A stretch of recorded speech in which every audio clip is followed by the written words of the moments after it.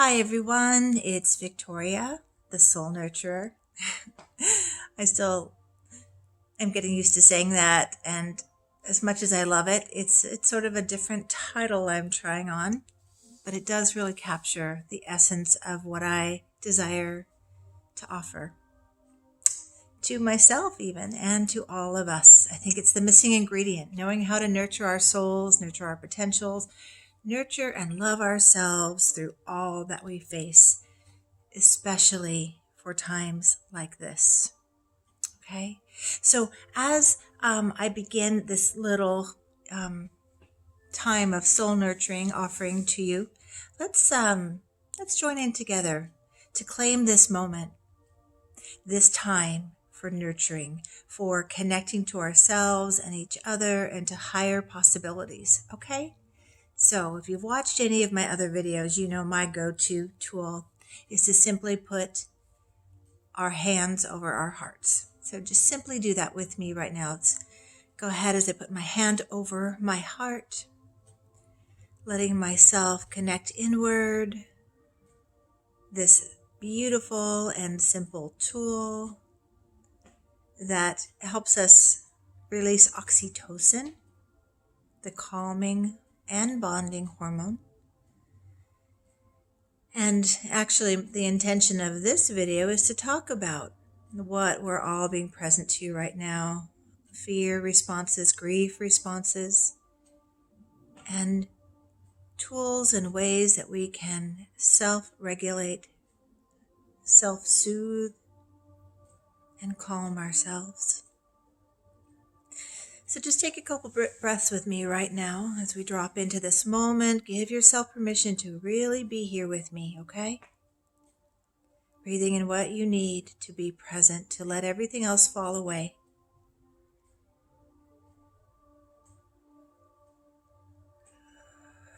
Noticing how you're breathing. I just noticed that I was kind of shallow breathing right now. Not breathing all the way into my belly. That's me getting used to the camera on, preparing my mind to share, actually my heart. I want to drop into my heart to share with you.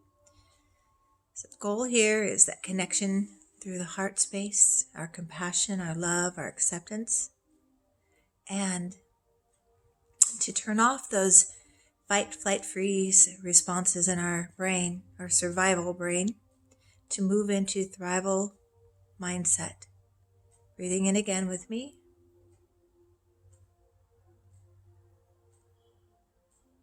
That's better. And I hope you noticed a shift inside of you as well.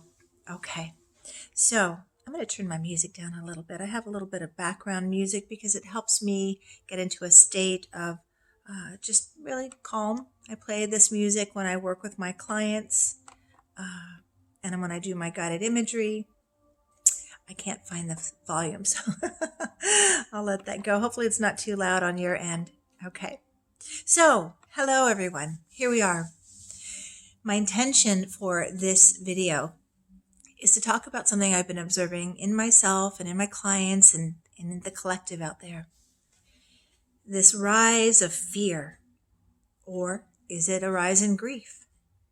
Or is it both? And that's really the key that I wanted to talk about today. Is it fear? Is it grief? Is it both? Most likely it's a combination of both. So the first thing is to be able to connect with ourselves and be aware, to be, as I like to say, we are the expert of ourselves, to be your own expert, to connect to your own body wisdom, to listen, to feel, to honor, to embrace, and to discern. When we understand more about what's going on, the more we can take compassionate action on behalf of ourselves. So my intention is to talk about that today, fear or grief. What are some of the symptoms? And you know, they really are quite similar. C.S. Lewis, really, I said this on my last couple of videos, brain fog, not being able to collect or gather words in the way that we can be a symptom of overwhelm, grief, or fear. But C.S. Lewis said, after the loss of his wife, and he's written quite a number of books about his grief and his faith walk, but he said, "No one ever told me that grief felt so much like fear," right?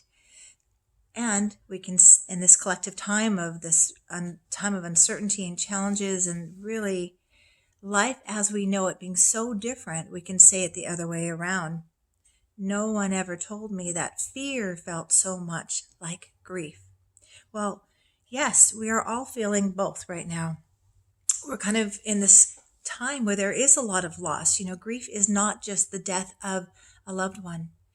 Grief is life as we know it no longer being the same. Like our whole worlds are turned upside down, right? That can evoke that grief response. And grief really is a gift. It really is. It's an ally showing up to help us embrace what is, to feel our way with what is, to be so present to ourselves, not only at this time, at any other time we've experienced loss or deep transformation. I mean, any of you out there who have gone through that deeper layering of transformation, you know this journey, don't you?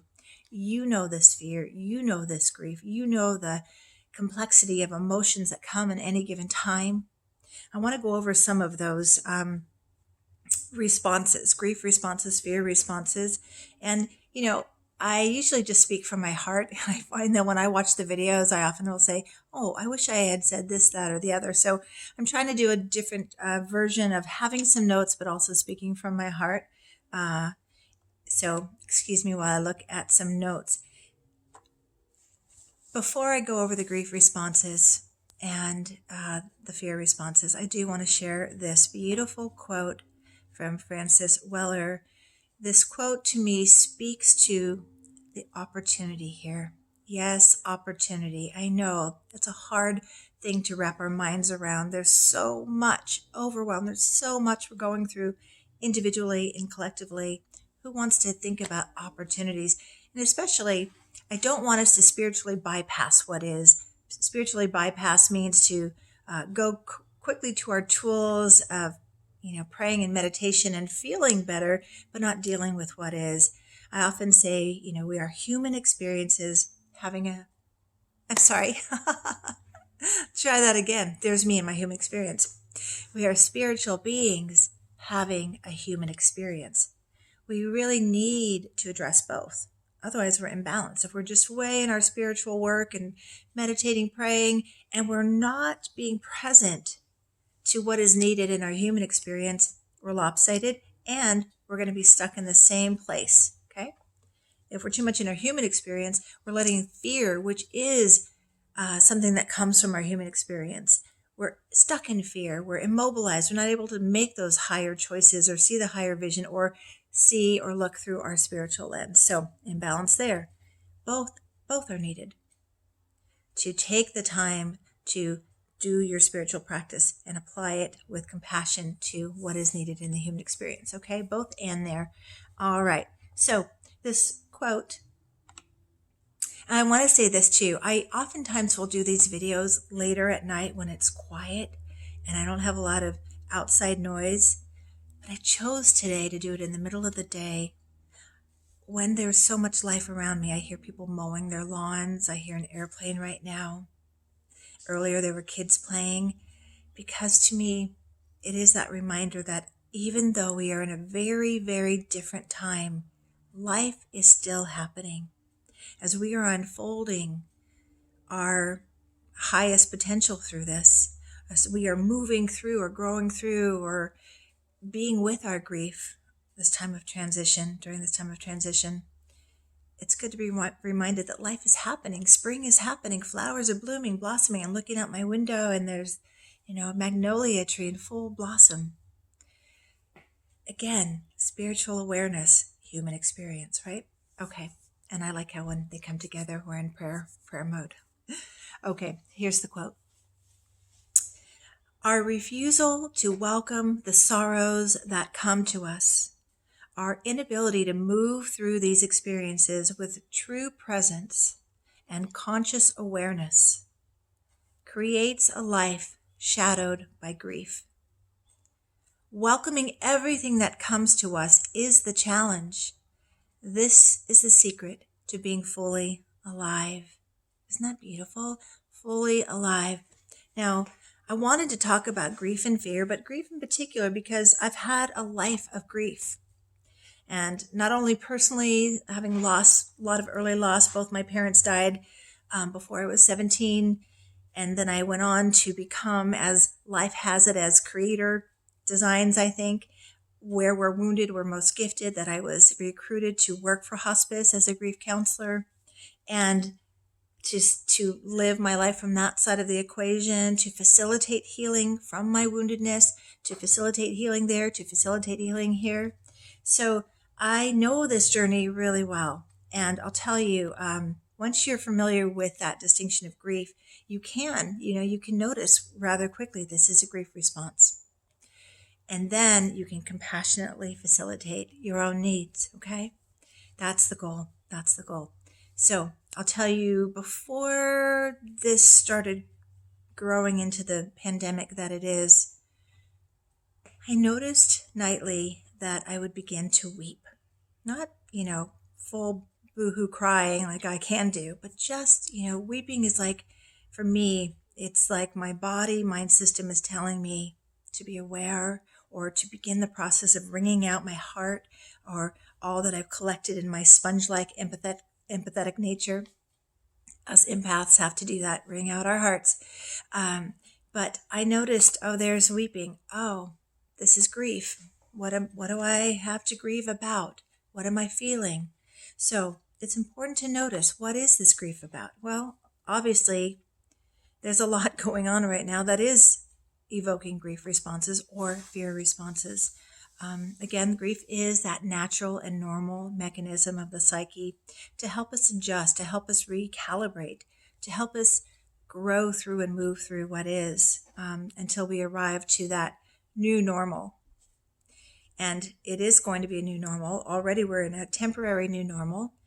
We can't go back to what was. It's never going to be that. It's going to be something new. That's what grief invites us to embrace. And we must embrace that to get to acceptance. Many of us are experiencing losses on many levels. There's a loss of life as we have known it. There's a loss of routine. There's a loss of our regular jobs for some of us, a loss of income, right? Both grief and fear with that one. What are we going to do, right? How are we going to manage to stay afloat during this time, right? There's also anticipatory grief, and that is grieving for the fear of what else could be lost, right? When we watch the news, and I really want to encourage and invite you to limit your news time, and I say this a lot, of course, we need to have awareness, we need to tap in, get a sense of what's coming, what's going on, and that's interesting. I said what's coming, but I guess that's kind of what we're watching the news for, helping us prepare for what's coming. But as one of my teachers, Reverend Michael Beckwith, says, check on the news, get your prayer request, or your knowing of what your prayer work is supposed to be about, okay? And get enough information to put your toes in, get that information, get out, do your prayer work, and take that compassionate action for yourself and others. Okay. So there's losses in, that physical connection, our basic needs, we need to get those met, but there is a basic human need of connection. We have loss of social connection. For some of us who are introverts and empaths like myself, it's not that big of an adjustment. Actually, I've seen a lot of memes about that a lot of empaths are really enjoying this time of kind of cocooning at home. But for those more extroverted, socially inclined people, this is a real loss, and it's hard to meet those real needs. There's that loss of freedom to travel. Many people, had plans to go to other places, Hawaii, travel to Europe, and that limitation feels like a loss, doesn't it? So that inability to go where we want to go, be with who we want to be with, do what we want to do, can feel like a loss. And, again, grief feels a lot like fear, doesn't it? It really does. So we're going to talk about the distinction, or is it the same, really? Fear and grief. Fear is that response from our primal brain and the limbic system scanning our horizons and saying, hey, something's different. And when there's something different, fear is evoked because our minds, our primal brains really want to just keep us safe. So anything different can be a threat, can create fear. It's something important to know. So let's get to these. If my computer would work with me. I hope this isn't too distracting, me looking over here at a computer. I'd like to have it set up here so I can keep eye contact because, we do go into fear when we feel that loss of connection. So I'm going to do my best to stay connected to you. I am here for you. I am here with you. You're not alone. And this has become quite the popular saying because it's true. We're all in this together. Okay. And my supporting you, hopefully helps you support those that you love around you. Okay. So some of the fear responses, again, or grief responses, but if we're looking at that sympathetic response, the sympathetic response happens when our baseline of being safe is triggered. Okay. That sympathetic response puts us into that fight, flight, freeze mode. So we may notice some changes in our breathing. As I talked about at the beginning of the video, I was noticing I am shallow breathing. I'm breathing in my chest. I am in a fear response or a stress response. Okay, I've got quite the itch going on here, so I'll take care of that. And my hands are clean, so I can touch my face. Okay. So breathing is really the first place to check. How are you breathing? If you're not breathing into your belly in a more relaxed state, take a deep breath. Breathe in what you need. This simple tool, breathing in all the way in, especially what you need. And breathing out what is not helping, right? Fear, not helping. Fear is a good messenger, but we don't want it to occupy our space. We don't want it to take us over. So breathing in deeply with what you'd like or need. I need some calm energy. I need peace, whatever it is. That will turn off that alarm, that fight, flight, or freeze. It'll help anyway, especially if you catch it early enough. Okay. So you may be breathing that shallow breathing or more rapidly. Or here's something really important to note. You may be breathing or holding your breath, especially those of us who are trauma survivors. You ever notice that? The intensity is too much and suddenly you're holding your breath. I always think of it that it's like holding breath so that you can be so much more aware of what's going on. Where's the threat? What's going on? But again, being our own facilitators, our own experts, to notice I'm holding my breath. I need to take a deep breath. I need to remind myself I'm okay. Put your hand on your heart. Tell yourself you're safe. All is well. Check for something. Is it a real threat in this moment? That acronym for fear, false evidence appearing real. Is it real or is it imagined? Is it real but not affecting me right now?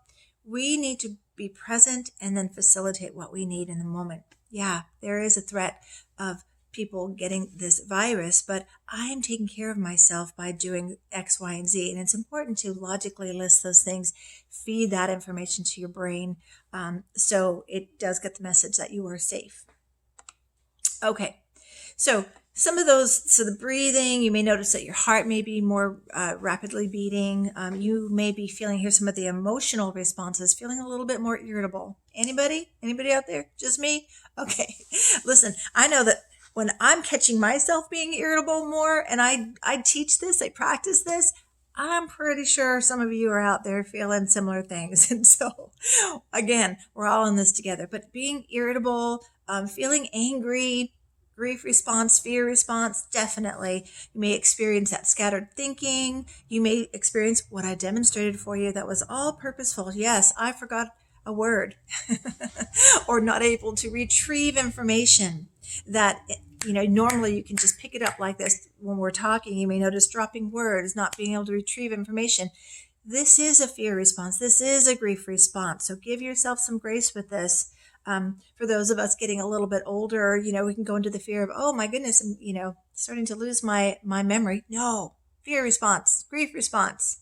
The more you facilitate, self-regulate, be present, the more your memory and your capacity to remember will be more intact.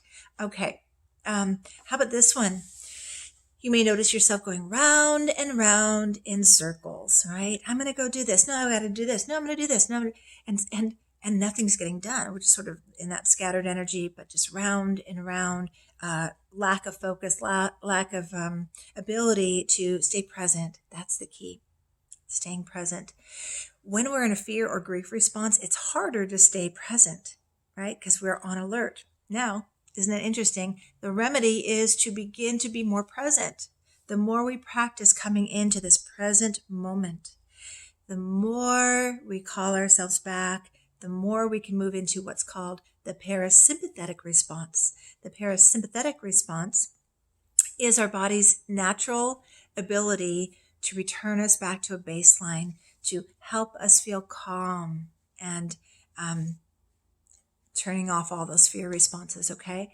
One simple way to remember that, I always had a hard time, sympathetic and parasympathetic, because I'd always think, well, sympathetic, isn't that like we're being really sympathetic to each other? And why isn't that the one where we're more calm? It used to always confuse me. Plus, I have a little dyslexia, so it was even harder. But so I think of sympathetic, we are sympathetic to everything going around us, and so our fear is triggered. We're in a fear response, fight, flight, or freeze. And the parasympathetic, here I am being fidgety, I often fidget on these videos.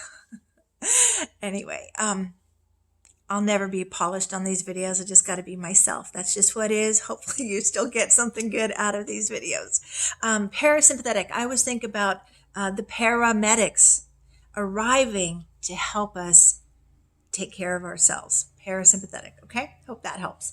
So here comes a lawnmower. It's going to get a little loud, but stay with me. And this is a good tool always. This is why I'm starting to do these videos when there's real life happening. Because I have a choice to be distracted out there by that lawnmower or to stay right here with you, right here with me. Where we put our focus is so important in general, but especially right now. If you're in a fear response, what are you focusing on? Call yourself back by focusing on something that helps you calm. Okay? Let's see, I think I've kind of shared pretty much unable to focus, that feeling of feeling overwhelmed. This is kind of the freeze response, feeling frozen or stuck or unable to take anything or take any action or do anything, just really frozen, immobilized.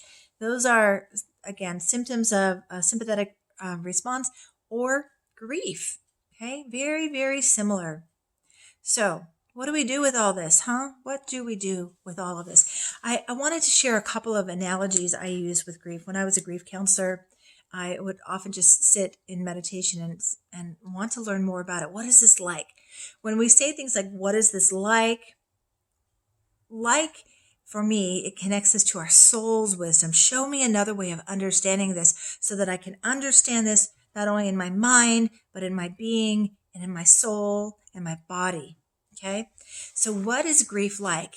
This analogy seems more relevant right now than when I first thought about it, 5 years ago.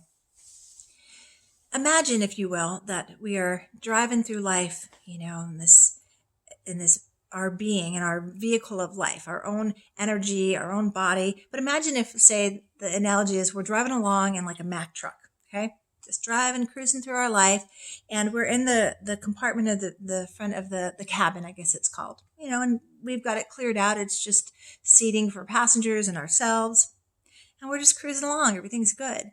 But then grief is like life as we know it suddenly changing, like a death. Everything changes. Or in this particular scenario, everything changed when we were told to shelter in place. That everything changed. We could no longer go to our work, places or do the things that we normally do. The most of us, anyway. Most of us, not, God bless those workers out there that have to go to work. The nurses, the doctors, the caregivers, the grocery store workers. These essential workers. And God bless you all. Our gratitude for you. I'm talking about the rest of us adapting and adjusting to our normal being changed, okay? Life as we know it suddenly changed, didn't it? So think about it. If we're driving this truck and there's a sudden change, we hit the brakes because everything has changed, or we have to stop. We come to a full halt stop. Everything that's back here that we didn't look at, we just pushed back there because we didn't have time. We were busy working and we are busy doing the thing we do. Well, all that comes right into the front of the cabin. Okay, now it's surrounding us. Again, this can be overwhelmed. This is part of grief too. Everything opens up. We're not just dealing with the one thing in front of us. We look at it all, don't we? So all of our unfinished grief. This is why when you are in a grief response, it's not just grief for this moment. Grief, it accumulates. It's like we open up a file in our mind called grief and all of our other losses, whether we've done grief work or not. Grief is a continual process that we must manage, be with, be present to. Grief, I want to really break this myth. There is no closure in grief. Please stop saying I need to get to closure. We don't get to closure with grief. We get to places of integration. We get to places of, I can be with this. Okay, I've learned something. I've grown through this. I've cultivated some capacity here. But when we are in a grief, our grief is triggered in a real-time event and present time moment, everything gets opened up, okay? Or it could be unfinished business. Like a lot of people I'm hearing are feeling like, gosh, I wanted time to do the things I need to do. I'm one of them. I've got all this paperwork to do. I've got 3, 4, 5 projects lined up waiting for me. And I'm not at the capacity to be with all that yet. Not just yet. Because I'm adjusting too. But it can feel like it's overwhelmed. All those things that we needed to do, we have put off, our emotional work, our mental work, our physical work, our life, our house, or all of it, on and on and on, right? Overwhelming. So we're sitting in this cabin now with all of this flood of overwhelm. Well, how do we deal with that? The number one thing is, forget my notes. I keep trying to find the notes. I'm just going to speak from here. Well, the number one thing is to be present to yourself. And what is it you need? There's overwhelmed. What's the opposite? This is my little tool. What's the opposite of overwhelm for you? For me, the opposite of overwhelm is just peace, being in the present moment with peace. What's the opposite of the fear that comes with, how am I going to do all this? How am I going to manage life as it is? How am I going to make income? What's the opposite of fear? For me, trust. So I need to know that I'm in fear and I need to get to trust. Before we do that, though, pause. Meet yourself where you are.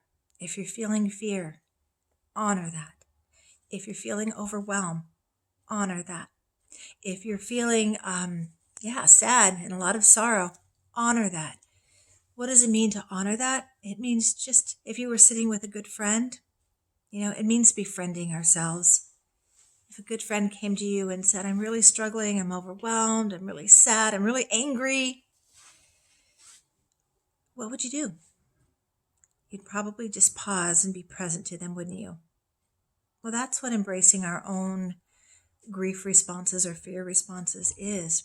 We can't override it. We can't spiritually bypass it. We need to be present. And then we can do that inner work of what's the opposite. It's really important to say that. I myself included, have a lot of friends on a spiritual journey. We want to get to that, holy grail of enlightenment and rising above everything. Well, we're a human. We're having human experiences.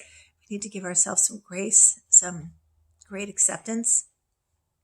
And it may not look like you want it to look. Life doesn't look like we want it to look at this moment, but we need to be present to ourselves and then work from there, okay?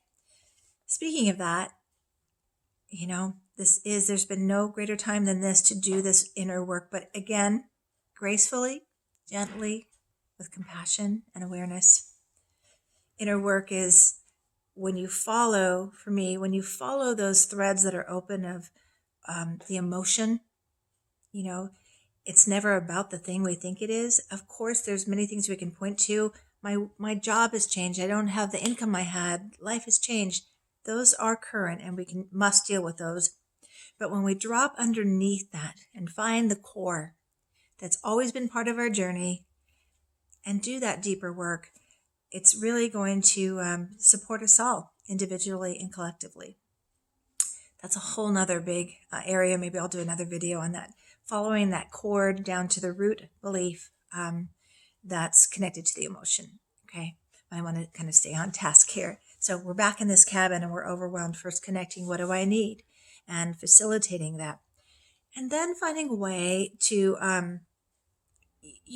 take care of yourself to minimize that overwhelm. And for some people, it maybe look like writing a list of all the things you now are present to that you were not looking at before or didn't have time to see. And now you write a list and you just put it on a list and there it is. Now, give yourself grace that you don't have to complete that list by tomorrow, right? Just, it's an awareness. It's no longer in here or, overwhelm. It's somewhere that you can take a look at. I do want to do a video on a process called Kanban that is really helpful for this. When there's so much overwhelm, we're in the big picture, we're really too much to deal with. That old saying, how do you eat an elephant? Not that you'd ever want to eat an elephant, but how do you eat an elephant? One bite at a time. How do you deal with overwhelm? One thing at a time. Okay. One choice at a time, one thought at a time, one moment at a time. Okay. So Kanban, Kan-ban. It's a Japanese, organizing system that is fabulous. So I'm going to tell you more about that on another video. So taking care of yourself, what do you need? Make that list, externalize it, and reassure yourself that you can get to those things that are calling you, that you will be able to do those things. Or to ask yourself, what do I need to be able to do these things? What belief do I need to hold? What qualities do I need? Or what practical things? I need to get up earlier in the morning, which, by the way, I do want to touch on that. It's really, really, really important to practice good self-care right now. And the number one thing that we all need to be doing, and I'm listening for myself because I'm guilty of this, is to have a regular routine, especially when it comes to sleep. Okay? I've been staying up late at night because I can.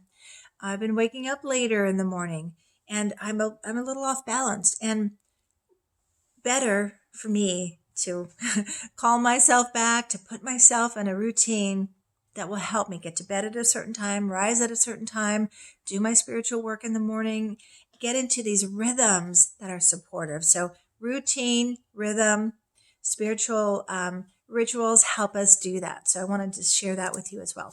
Okay. So now, really finding also just being curious about what other things you can do to help you deal with these feelings of grief or fear responses or the overwhelm, any of it. So I've shared a couple things with you: that connection to heart, assessing what you need, journaling, or beyond journaling, just taking out a tablet, writing everything that you have concern about, everything that gives you fear. You can do one of two things. You can shred it initially, get it out, get all that energy out. Or you can write it down and then just highlight the one thing you can do today and then the thing you can do tomorrow. Pace yourself. Okay. But I want to teach